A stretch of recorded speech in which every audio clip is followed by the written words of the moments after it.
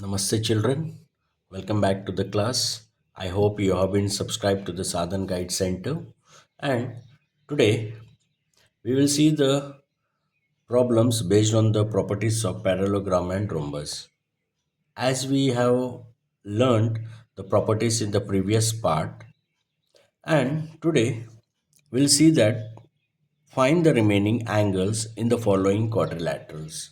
Okay, so now here there is a parallelogram. What he has given here, PRAE, and angle P is how much? 40 degree. So angle P is 40 degree. Now by using the properties, okay, by using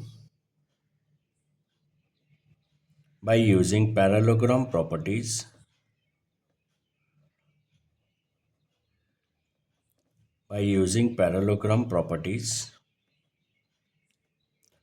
what is your parallelogram? P, R, A, and E. Okay. Now what is given here? Given, we know very well that angle P is 40 degree. So right here given P is equal to 40 degree. Then now 40 degree, that is angle P is equal to angle A. That means angle A is 40 degree. Why? The property says that is opposite angle. So I will write here angle A is equal to angle P, which is equal to 40 degree. Since it is opposite angle. Okay.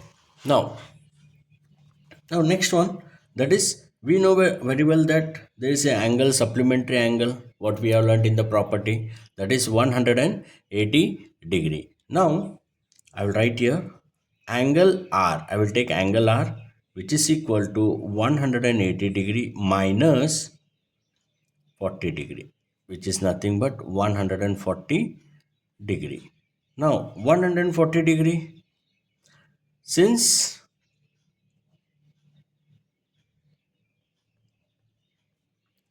adjacent angles are supplementary sum, which is equal to 180 degree. Okay children.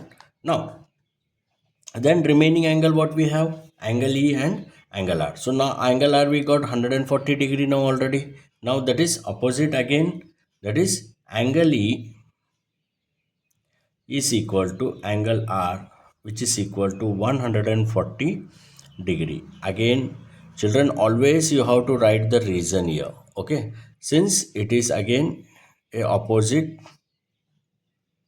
angle.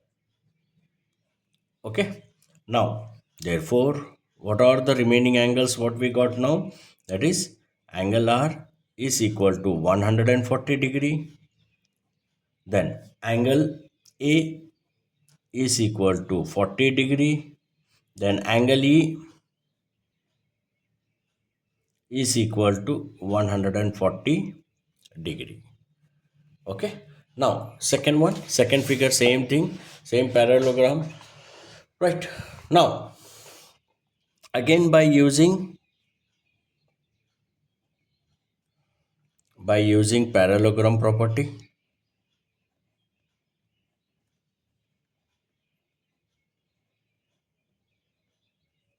that is SRQP.